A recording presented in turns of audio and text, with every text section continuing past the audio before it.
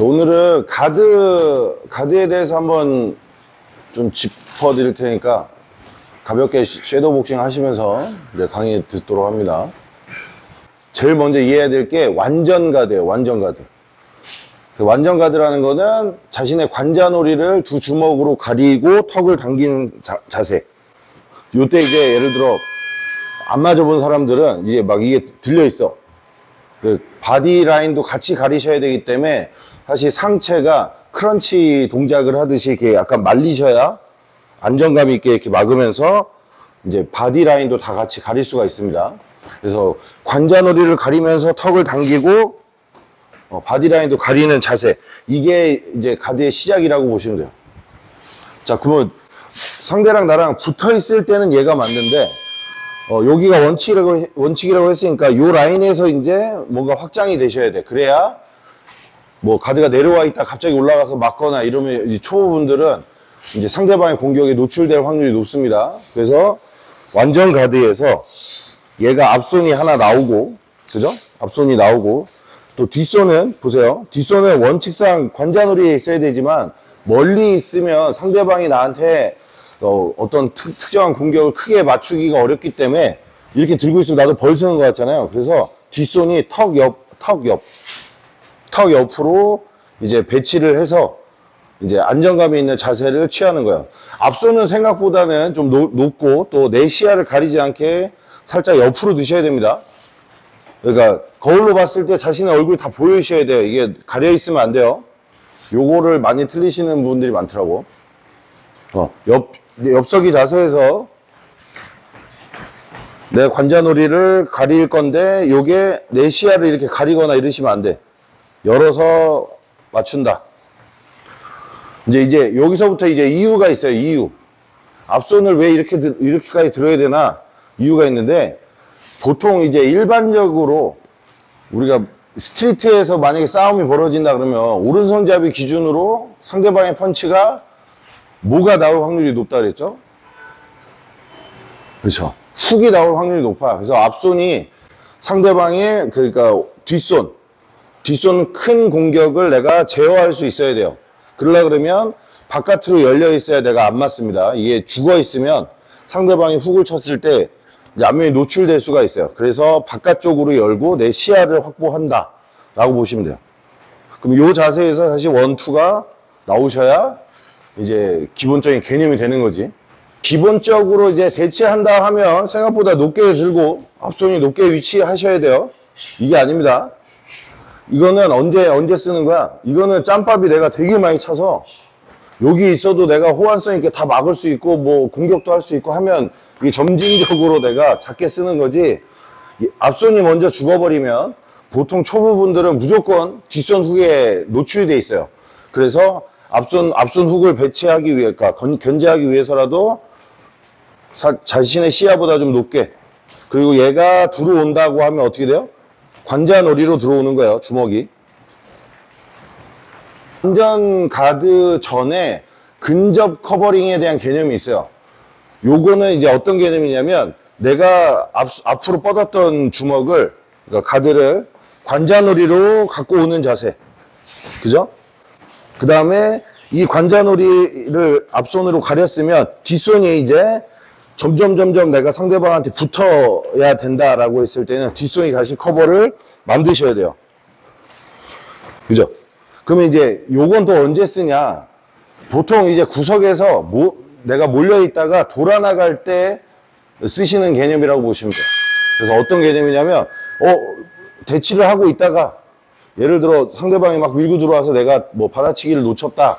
그래서 내가 근접으로 커버를 바꾸고, 왜냐면 여기서도 마찬가지로 여러 가지 공격들이 내 헤드 쪽으로 들어올 확률이 높기 때문에 근접으로 바꾼 상태에서 돌아나갈 때 씁니다.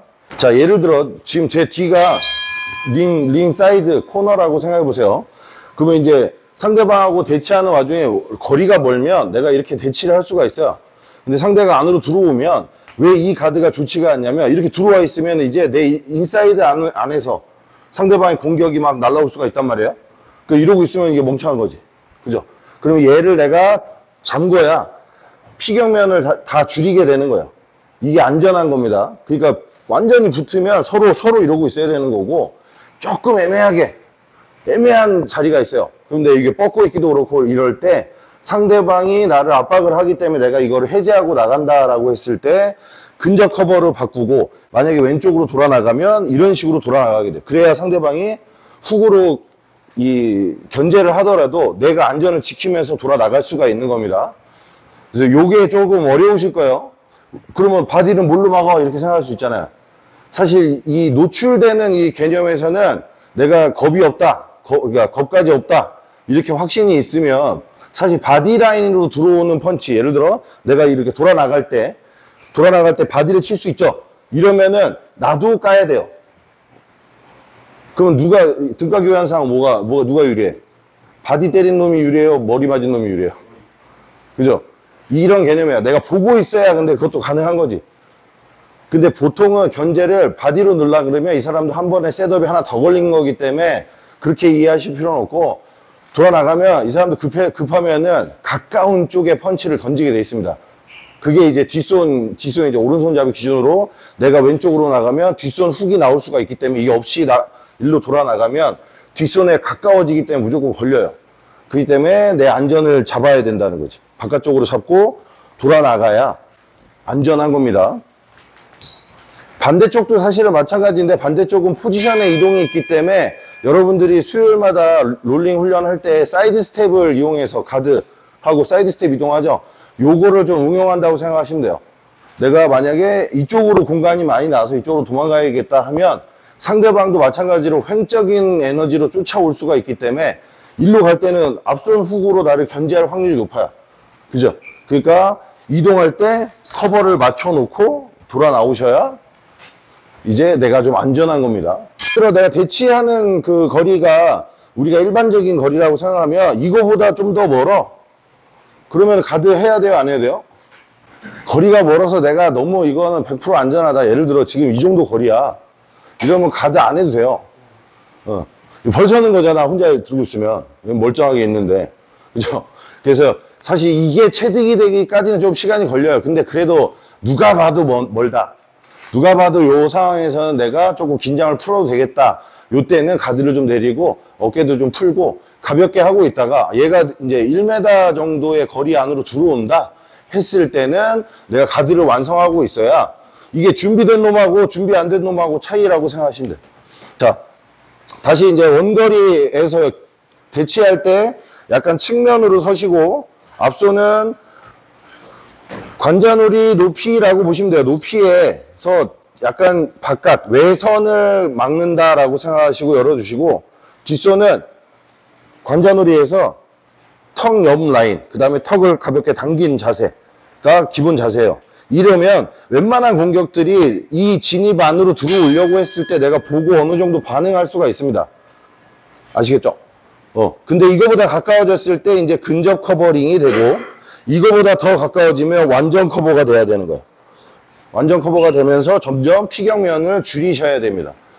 요게 이제 기본적인 가드의 이제 큰 그림이라고 보시면 돼요. 이거 오늘은 어쨌든 거리에마다 내가 기본적으로 대치하는 기본 베이직한 가드가 있고, 여기서 내가 상대방이 좀 근접해서 들어올 때 커버를 좀 바꿔야 된다. 예를 들어. 그죠? 그 다음에 완전 가드로 기변한다. 그래서 크게 세 개의 관점으로 이해하시고, 내가 좀 짬밥이 찼어. 그리고 안 맞을 어떤 확실한 데이터가 있다 하시면 좀 가드가 좀 내려오셔도 돼. 이해됐죠? 그 다음에 좀 특이하게도 아웃복싱을 좀 전문적으로 하실 분들은 아까 말했던 앞손 배치가 이렇게 되고 뒷손이 지금 턱 옆에 있었잖아요. 근데 아웃복서들은 대부분 스텝이 좋고 기동성이 좋기 때문에 또 얘가 여기 있을 필요도 없어. 펀치를 빨리 내려면 어떻게 해야 되겠어요? 얘가 앞에 나옵니다, 앞에.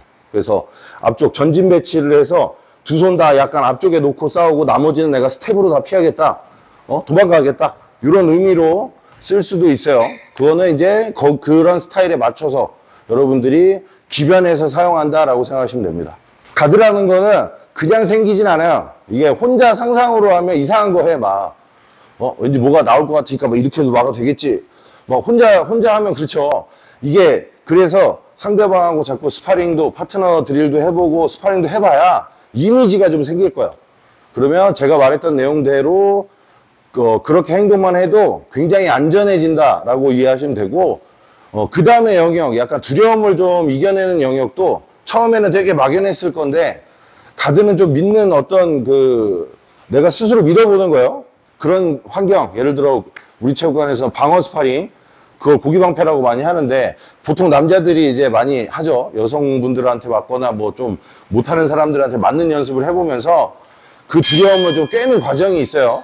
오늘부터는 이제 이런 가드에 대해서 조금 이해를 하셨으니까 이거대로 한번 거리마다 내가 위치를 좀 놓고 한번 실행을 해보도록 하세요. 실제로 뭐 스트리트에서 그런 일이 있으면 안 되겠지만 약간 이제 약팔이 조금 더 하면 뭐냐면 내가 딱 자세 잡는다고 생각해보세요. 누구하고 시비 붙었어. 근데 안 싸우려고 했는데 너무 시비를 털어. 그리고 내가 딱 가드를 딱 잡는다고 생각해보세요.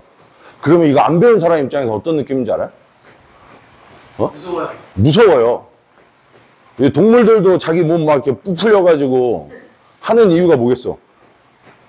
진짜 이유가 있어요. 그러니까 나는 안 싸우고 싶어. 나 죄송합니다 했는데도 개새끼 씹새끼 해. 막. 딱 자세 잡는 순간 사실은 얘가 무술의 소양이 없잖아. 그러면, 뭐야 이 새끼. 이런 느낌이 나.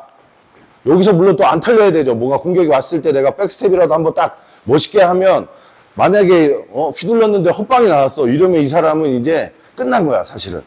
왜냐면 내가 얘 만만해 보여가지고 시비 털어가지고 때리려고 했는데 없어져 봐. 여러분도 배우는 딱 요 기본적인 자세로 사실은 싸움을 안 하고도 이제 유리한 측면으로 이제 이끌어갈 수 있다. 요것도 좀 이해해 주시면 됩니다. 자, 오늘은 그래서 가드 연습을 좀 할게요. 우리 금요일 날 하는.